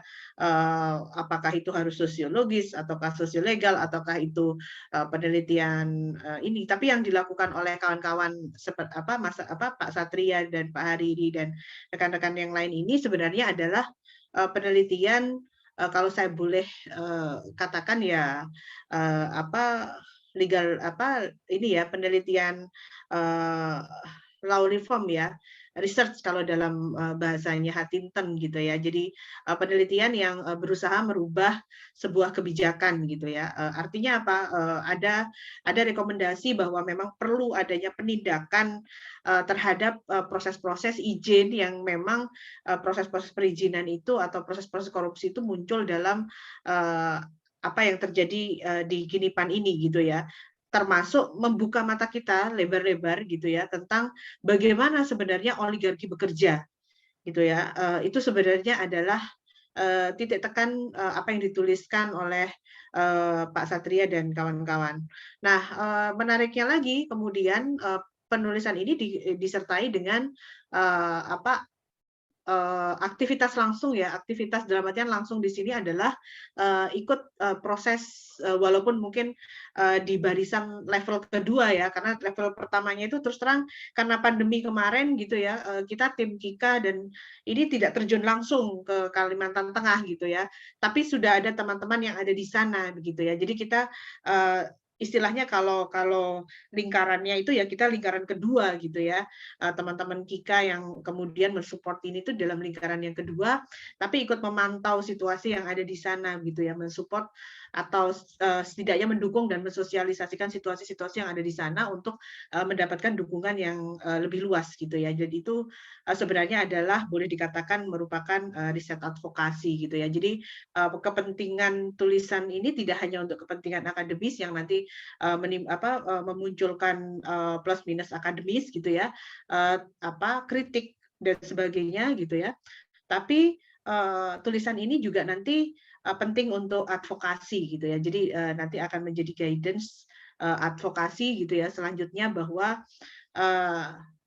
apa benar gitu ya ada korupsi yang nyata dalam proses ini gitu ya. Walaupun undang-undang korupsi ini agak sulit ya didekati dengan kacamata non pidana ya, karena pidana itu sangat legalistik sekali gitu menurut saya. Itu kemudian tadi kalau untuk putusan bebas sebenarnya ini adalah angin segar untuk melanjutkan perjuangan teman-teman Kinipan gitu ya, bahwa alam masih memberikan kekuatan gitu ya untuk teman-teman Kinipan dan kita semua untuk memberikan hak yang seharusnya diberikan gitu ya. Jadi kita kan diajarkan juga untuk memberikan hak yang seharusnya gitu ya, dan perjuangan kawan-kawan Kinipan ini ternyata alam pun gitu ya ikut mendukungnya gitu ya. Kemudian efektivitas hukum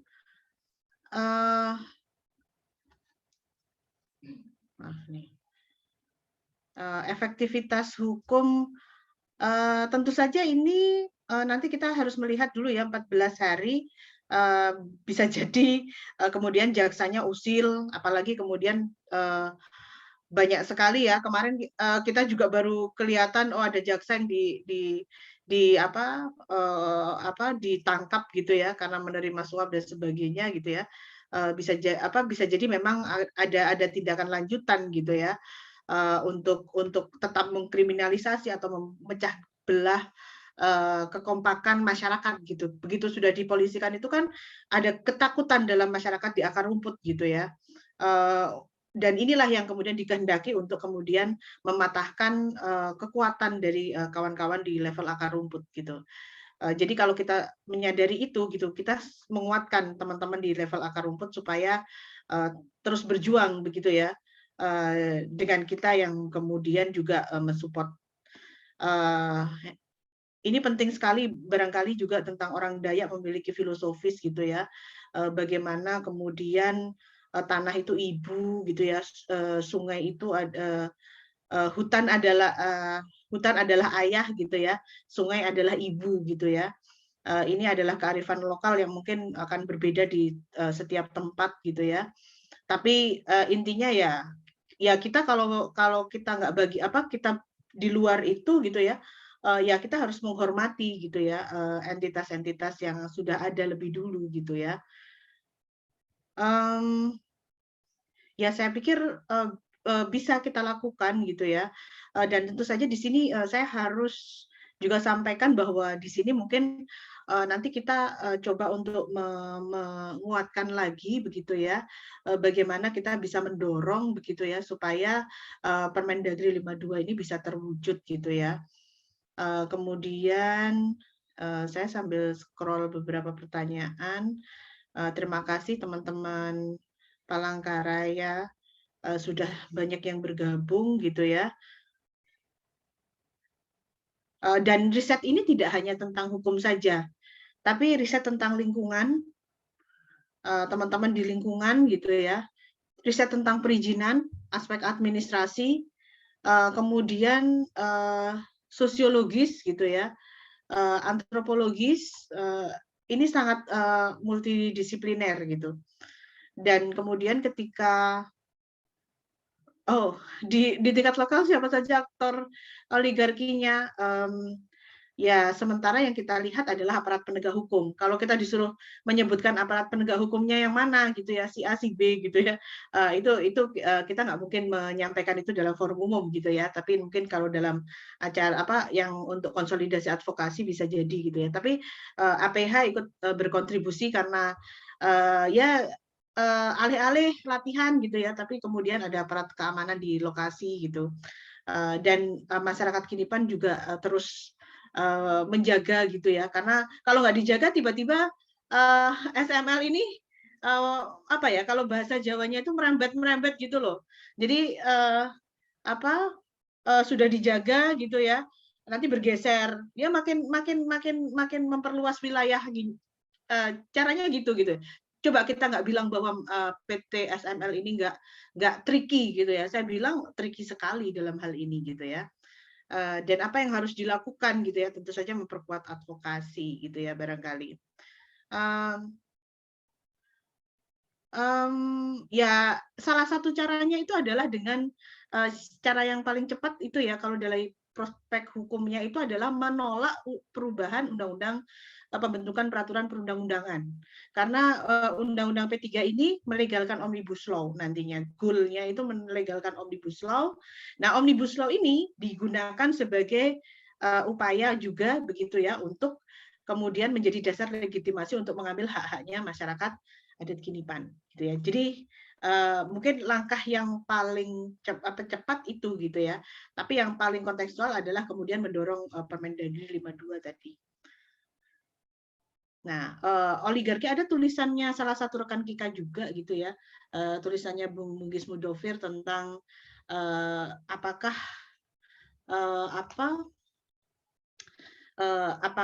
bisnis itu menguntungkan bagi hukum atau tidak gitu ya. Intinya begitulah.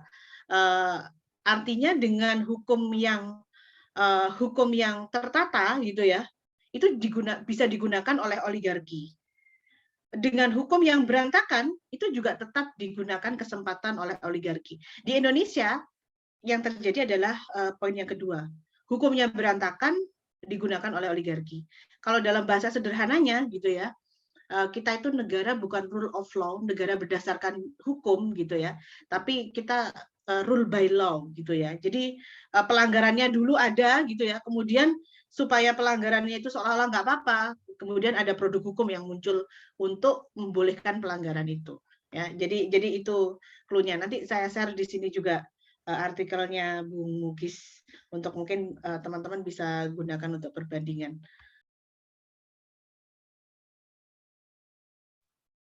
Ibu, masih ada tambahan lagi?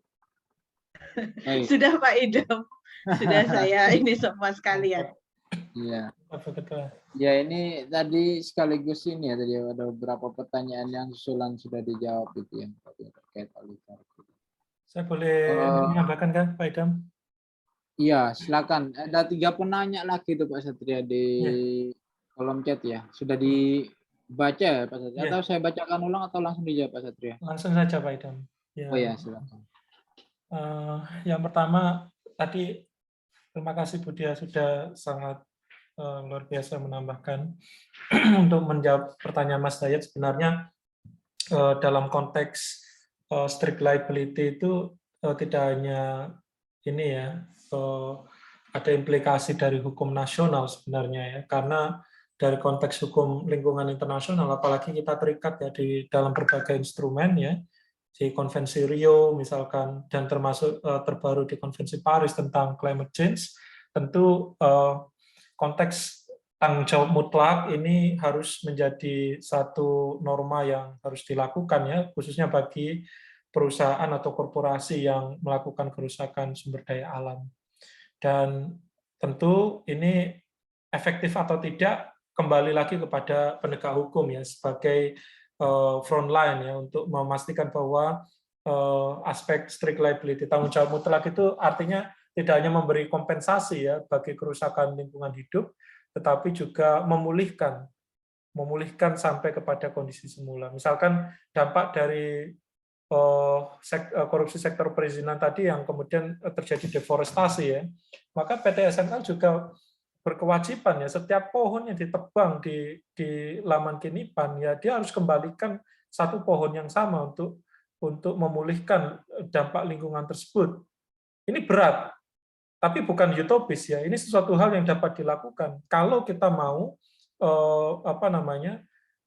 aspek sustainability itu dapat berjalan dengan baik, ya. Termasuk mengedepankan prinsip due diligence ya bagi korporasi ya atau pendanaan. Tadi kami juga sebut tentang beneficial owner ya, tentang pendanaan dari investasi yang mendukung kerusakan lingkungan hidup itu harusnya ditolak betul-betul dengan asumsi bahwa yang kita perjuangkan itu bukan kepentingan 1-2 orang tapi kepentingan bersama umat manusia ya, di masa mendatang kan seperti itu. Itu yang perlu diperluas, diamplify Pak Idam barangkali untuk isu tersebut walaupun di omnibus. Nah ini omnibus law ini menjadi satu masalah serius sebenarnya yang harus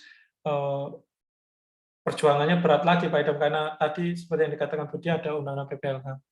Yang tidak kalah pentingnya adalah tentang RUU Masyarakat Adat ya, yang sebenarnya didorong oleh koalisi masyarakat aliansi masyarakat adat nasional dan beberapa komunitas masyarakat adat yang selama ini mandek ya karena aspek politik hukum yang kemudian tidak menghendakinya. Padahal di RUU Masyarakat Adat ini cukup detail ya bagaimana secara teknis dan mekanisme hukum untuk melindungi masyarakat adat termasuk masyarakat adat di Laman Kinipan ya. Dan ini yang sebenarnya perlu didorong karena beberapa ini mohon masukan ya atau koreksinya barangkali dari Budi atau Pak Riri ya. Di beberapa putusan Mahkamah Konstitusi sendiri juga melindungi eksistensi masyarakat adat ya. Misalkan putusan MK tentang pengakuan hak hutan adat misalkan atau hutan sosial. Itu menjadi satu langkah-langkah yang sebenarnya menjustifikasi bahwa pengesahan ya RUU Masyarakat Adat itu penting dilakukan. Tujuannya apa? Memberi payung hukum, itu saja sebenarnya. Walaupun sebenarnya mereka, masyarakat adat itu, bahkan sebelum hukum atau negara ini ada, mereka eksis ya. Mereka ada dan eksis, seperti itu. Dan tadi saya ingin menambahkan ya, terkait dengan pertanyaan Mas Jo ya, tentang siapa sebenarnya oligark ya. Kalau kita menggunakan terminologi yang dibuat oleh Jeffrey Winters ya, tentu oligark ini ya jaringan kuat antara satu regulator ya, pemberi izin dalam hal ini pemerintah daerah, kedua adalah investor, dan yang ketiga adalah kelompok mafia yang tentu shadow ya, yang tadi kata Budia dari risetnya Mugis Mudofir, kolega kita juga Kika yang sekarang di Unimelt, itu ada kelompok-kelompok gangster private yang kemudian melindungi, ya, mencoba melindungi. Dari berbagai upaya serangan, ancaman, itu kemudian mereka mengkonsolidasikan diri ya untuk menyebut diri sebagai kelompok oligark. Dan mereka yang mengoperatori ya dari segala macam kerusuhan. Monggo mungkin nanti teman-teman yang ada di Kalimantan Tengah ya yang lebih paham ya, teman-teman dari LBH Palangkaraya atau teman-teman dari Walhi Palangkaraya yang coba memberikan insight tentang hal tersebut, tentang tunjuk hidungnya tadi yang disampaikan Budia tidak bisa mungkin dilakukan di forum ini, tapi bisa menyampaikan clue-nya dan apa yang harus dilakukan ya untuk meminta ya tadi sudah secara teknis dan mekanisme kita perlu mendorong awareness ya dari masyarakat, dari pemerintah daerah ya untuk mengakui eksistensi dari masyarakat adat itu sendiri. Atau yang paling krusial itu adalah bagaimana melibatkan mereka di dalam segala macam bentuk konsesi.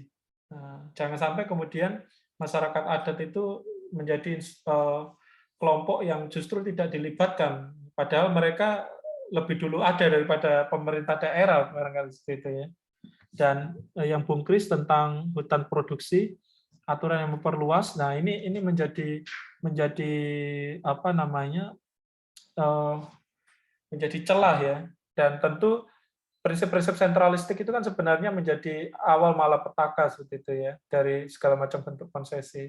Ini dikembalikan ke pemerintah daerah dengan maksud dan tujuan adalah agar ada kontrol masyarakat yang jauh lebih intens. Nah, inilah yang seharusnya dilakukan ya. Pemerintah daerah dengan melibatkan seluruh elemen di daerah, misalkan melibatkan masyarakat adat, tokoh-tokoh masyarakat, melibatkan NGO dan lain sebagainya untuk memberi masukan lah minimal ya, atau bahkan sampai dilibatkan di dalam penentuan kebijakan itu jauh lebih baik karena sebenarnya itu yang sangat bermakna di dalam pengakuan wilayah hutan adat atau wilayah masyarakat adat agar tidak disalahgunakan sebagai kawasan produksi yang melanggar prinsip-prinsip sustainability. Mungkin itu Pak Idam, sedikit tambahan. Terima kasih Pak Satria. Ada tambahan dari tim untuk menjawab beberapa pertanyaan di kolom chat tadi. Pak Arya. Oh, ini Pak Samsul, silakan. Siap, saya ingin menambahi sedikit ya. Nah, jadi saya coba untuk melakukan pendekatan ini ya, pendekatan hukum. Kaitannya dengan pertanyaan Mas Dayat kalau nggak salah terkait dengan asas liability yang terdapat dalam pertanggungjawaban pidana korporasi begitu. Jadi memang betul ya Mas Dayat, yang terdapat di Undang-Undang PPLH itu, kalau nggak salah Undang-Undang 32 2009 ya, itu disebutkan di pasal 88. Ini saya coba sedikit bacakan ya.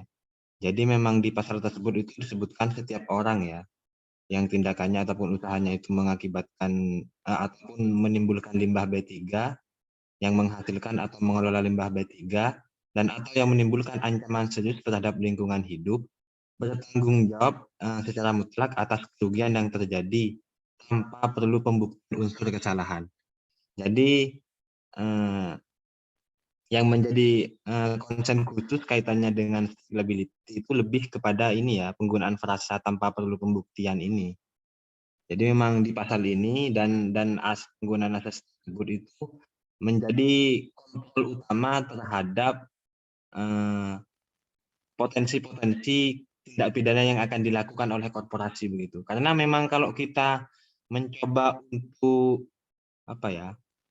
membuktikan itu agak susah. Ya karena memang sebagaimana ini ya yang disampaikan Pak Satria juga tadi. Pertama yang harus kita pahami bahwa baik itu kesengajaan ataupun kealpaan ya yang ada di dalam hukum pidana kita itu merupakan hal yang bisa dibuktikan terhadap individu ataupun manusia saja, bukan kepada suatu badan hukum begitu. Sehingga hal itu perlu ataupun memiliki kaitan dengan kondisi psikologis ataupun kesengajaan dalam hal ini tadi kehendak, sedangkan hal itu tidak mungkin terdapat dalam korporasi begitu. Sehingga dari kondisi ini lahirlah liability tadi begitu, pertanggungjawaban mutlak tanpa pembuktian ya, tanpa pembuktian secara langsung begitu.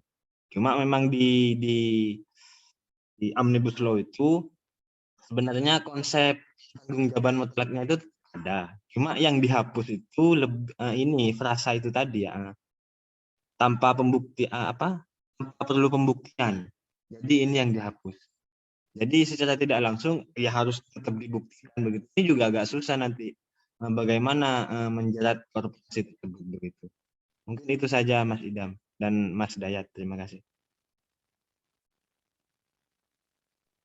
Ya, terima kasih Pak Samsul.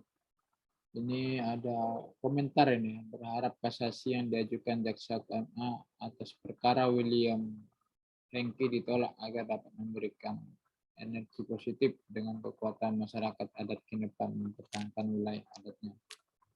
Ini nanti mungkin Pak Satria ini bisa bisik-bisik ke MA. Ya, silakan, mungkin ada pertanyaan lagi dari peserta. Apakah ada yang mau ditanyakan lagi teman-teman mengenai kasus Kinipan ini, terutama sektor korupsi perhutan. Ya, ini Bang ada Arya, ya. Bang Aryo, ya, LBH Malam. Palangkaraya. Selamat malam, bisa dibuka mic-nya kalau kita biar kenal ya, Mas Aryo ya. Salam kenal. Silakan Mas Aryo bisa. Ya, makasih para Bapak dan Ibu yang sudah membahas soal korupsi Kinipan gitu ya intinya, dan ini sangat membahagiakan bagi kita yang ada di Palangkaraya, yang ada di koalisi yang ya selama inilah bersama-sama masyarakat Kinipan. Sebenarnya saya tadi sudah menulis pertanyaan, cuman kayaknya terhapus. Pertama terkait dengan update situasi juga dan merupakan bentuk pertanyaan itu mengenai bahwa Pemda Kabupaten Lamandau telah sedang atau menyusun terkait dengan Perda Masyarakat Hukum Adat. Ini ada 2 inisiasi baik dari DPR maupun legislatif itu Bupati itu sendiri ya, eksekutif itu lewat kawan-kawan universitas. Nah, cuman arahnya ini lebih ke arah pengakuan gitu ya, pengakuan masyarakat adat. Nah, di sisi lain sebenarnya sejak mungkin kurang lebih setahun yang lalu permohonan terkait dengan pengakuan dan perlindungan sebagaimana telah diatur tadi juga disinggung oleh kawan-kawan Walhi, pengakuan masyarakat adat berdasarkan Mendagri itu sudah dimohonkan, dan syarat untuk adanya perlindungan dan pengakuan itu bahwa kabupaten, kota dan provinsi begitu ya itu mempunyai panitia masyarakat hukum adat, dan itu sebenarnya sudah ada dan itu sudah berjalan gitu. Nah, saya khawatir bahwa Perda ini sebenarnya hanya untuk menghambat saja ya, untuk menghambat bahwa proses pengakuan itu tidak berjalan. Nah, jadi sebenarnya apakah ini menjadi efektif atau tidak gitu. Dengan juga perlu diingat bahwa dalam pengakuan masyarakat hukum adat ini ada 3 rejim sebenarnya kalau kita boleh sampaikan begitu ya. Pertama adalah rejim dari Kemendagri, kedua adalah dari KLHK, dan ketiga dari ATR BPN gitu ya. Walaupun untuk ATR BPN ini sudah nggak berlaku lagi, diadai 4T dan segala macam. Dan di situ ada tanah ulayat dan segala macam. Tapi yang eksis hari ini adalah Permendagri, dan lebih untuk di konteks daerah itu peraturan KLHK gitu ya. Nah, di mana ini agak kesulitan sebenarnya soal terkait dengan wilayah.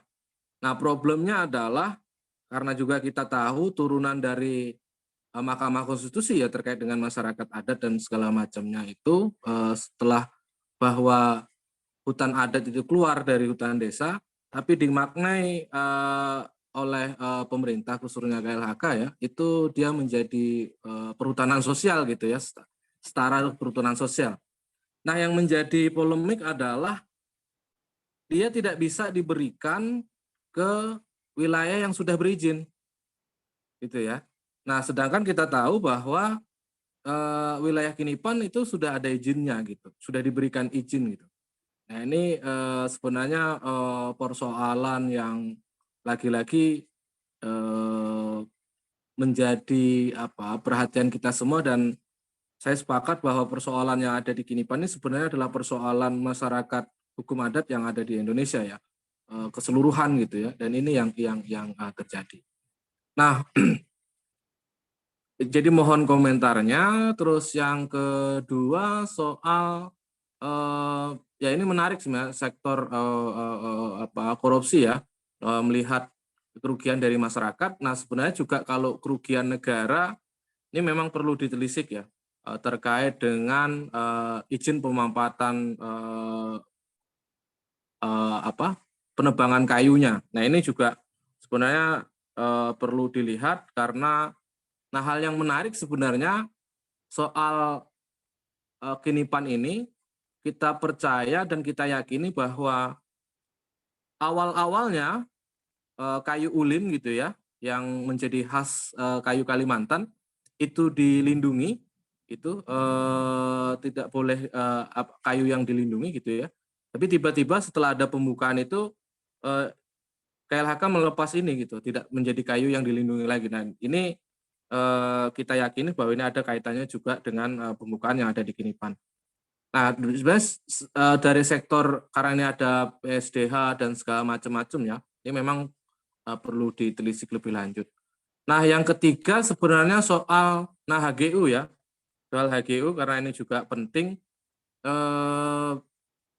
Kalau secara syarat gitu ya, bahwa harus ada kesepakatan gitu ya dari pemilik lahan gitu ya, dalam hal ini konteks Kinipan adalah masyarakat Kinipan, dan selama ini memang ya tidak pernah ada kesepakatan itu.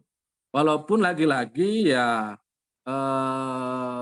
mereka bisa saja melakukan manipulatif gitu ya, manipulatif apa namanya yang karena pada faktanya juga di sisi lain masyarakat Kinipan itu terbelah walaupun tidak banyak yang pro ke perusahaan gitu ya. Nah, ini apakah dimungkinkan ataupun ada satu peristiwa yang lain memang terkait dengan apakah bisa dicabut HGU-nya. Mungkin itu saja yang bisa saya sampaikan. Terima kasih atas waktunya. Terima kasih Mas Aryo atas 3 tanggapan atau pertanyaan tadi yang dilontarkan. Mungkin langsung bisa ditanggapi oleh Pak Satria. Pak Riri barangkali yang aspek ini, Pak Riri. yang Permendagri tadi, Pak Idam. Iya, poin pertama tadi ya. Mungkin bisa ditanggapi. Halo. Ya, Pak Riri. Ya, makasih Mas Idam ya. Nah, terkait dengan Perda ya, tadi sudah ada kemajuan ya, bahwa ada rancangan ya, Perda mengenai masyarakat hukum adat. Nah, persoalannya memang hutan adat ya.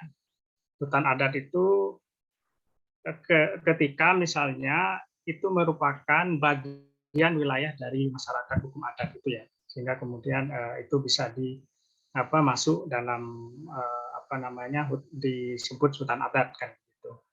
Nah, tadi memang yang jadi persoalan di sana itu kan sudah ada izin ya, izin.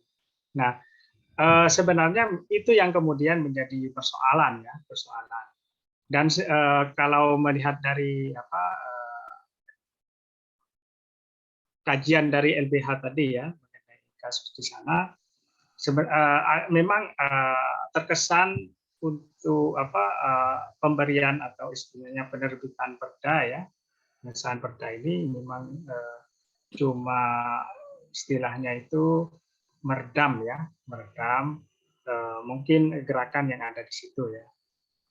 Namun memang secara hukum kalau menurut saya ya, ketika misalnya sudah ada izin ya udah kan gitu. Artinya bahwa wilayah hutan yang ada di sana itu statusnya masih hutan negara kan begitu ya, bukan hutan adat, karena memang perdanya kan belum ada dan baru disusun. Dan ketika misalnya nanti disahkan, nah itu menjadi persoalan. Gitu. Ini sudah ada izinnya kan begitu. Dan secara hukum memang ya tetap berjalan izinnya itu selama misalnya belum dicabut izinnya. Gitu. Terkait dengan izin produksi ya, eksploitasi yang ada di situ. Mungkin itu Pak Idam terkait dengan hutan adat ya. Oke, terima kasih Pak Riri. Bisa dilanjut dengan poin kedua tadi Pak Satria dan ketiga. Iya Pak Idam. Saya rasa Mas Aryo dan teman-teman koalisi ini lebih memahami detail ya persoalan yang dihadapi ya di, mohon maaf, di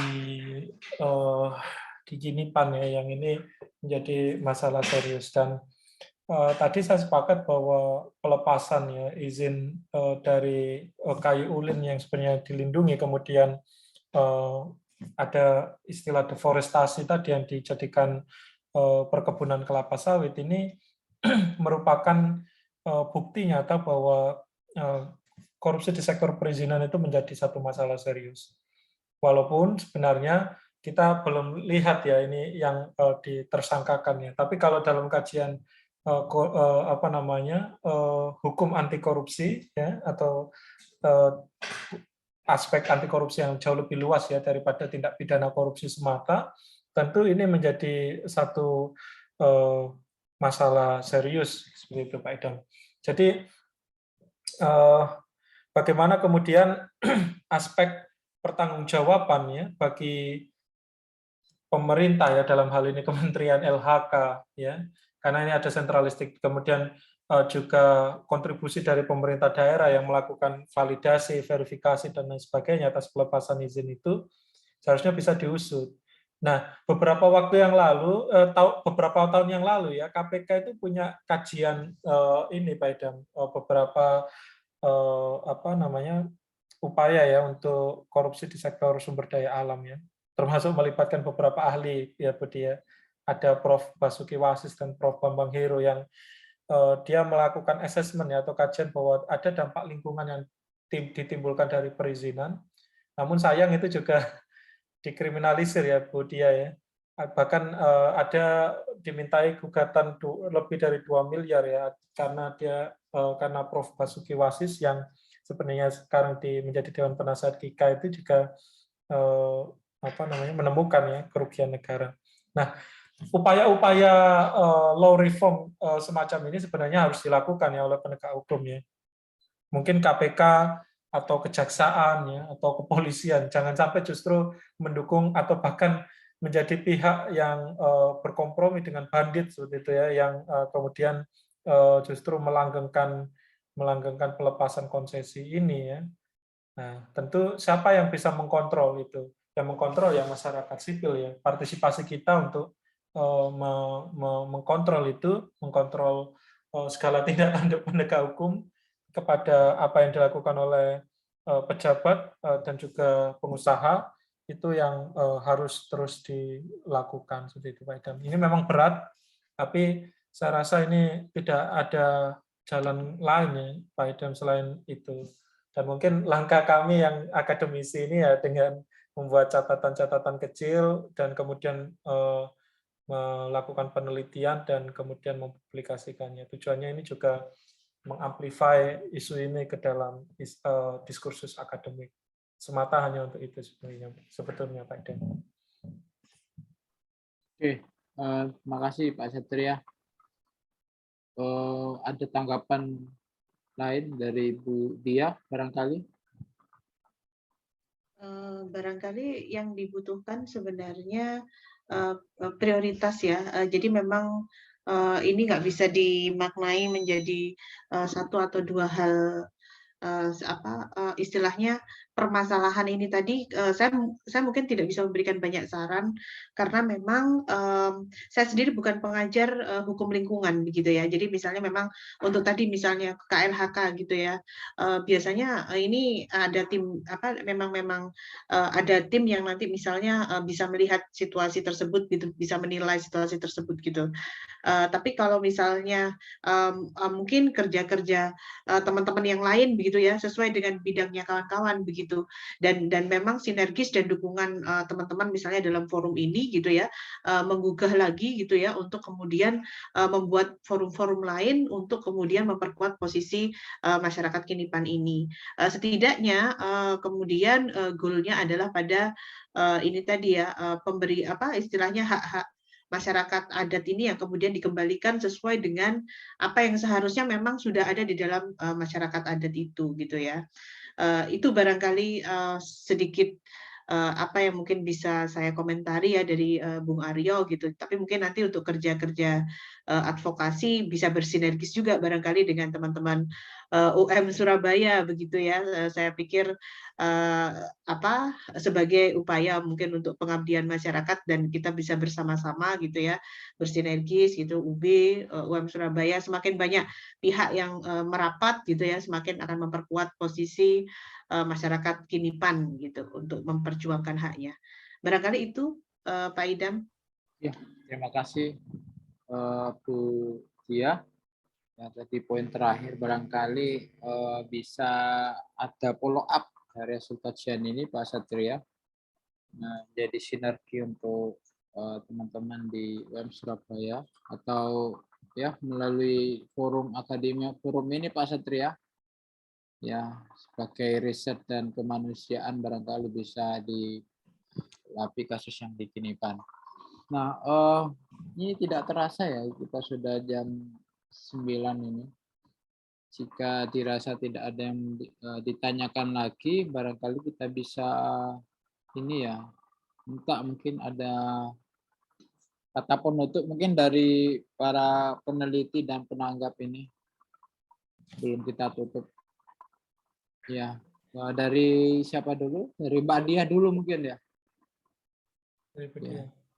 Ya, dari Bu Diah dulu barangkali nanti biar dilanjut sama Pak Satria. Ya, Kinipan itu bukan permasalahan permasalahan Anda, artinya masyarakat yang ada di Kinipan gitu ya, tapi sebenarnya adalah permasalahan kita gitu. Karena ini tadi terjadinya itu juga di seluruh masyarakat adat yang ada di Indonesia, situasi-situasinya 11-12 begitu. Jadi mari kita bersama-sama gitu ya untuk memperkuat masyarakat adat kita gitu ya, mengembalikan apa yang memang hakikatnya bangsa Indonesia ini seperti apa. Dan itu tidak mungkin bisa dilakukan oleh satu atau dua orang, tapi yang bisa dilakukan adalah masyarakat saling mendukung masyarakat gitu. Itu adalah kekuatan gotong royong atau solidaritas yang tidak atau akan paling sulit terpatahkan. Barangkali itu saja Pak Idam, terima kasih. Terima kasih atas kata penutup yang sangat menggugah, Bu Diah. Selanjutnya kami persilakan dari teman-teman peneliti mungkin diwakili oleh Ketua Tim Pak Satria. Iya, terima kasih Pak Idam. Jadi saya, Pak Riri, Mas Ari, dan Mas Asis tentu menyadari bahwa penelitian atau paper ini banyak kekurangan dan banyak banyak hal yang perlu dirubah gitu ya, atau perlu dikritisi. Tentu kami berharap bahwa paper ini hadirnya ini selain untuk diskursus akademik juga seperti yang dikatakan oleh Bu Dia juga sedikit berkontribusi untuk advokasi. Dan tentu kami berharap masukan dan kritik tersebut dapat menjadi apa istilahnya Pak Idam ya, untuk riset berikutnya ya, dengan genre terkait ya, riset based advokasi itu kami akan lakukan. Dan tentu juga terima kasih kepada Bu Dia khususnya yang telah memberi banyak masukan ya, dan juga Mas Aryo, Bu Luis ya, dan teman-teman jejaring di Kalimantan Tengah. Sungguh Bapak Ibu yang lebih paham ya terkait dengan persoalan di Kinipan, dan kami yang melihatnya dari tadi Bu Dia menyampaikan kami ini ring 2-nya seperti itu ya, karena kami tidak terlibat langsung di sana.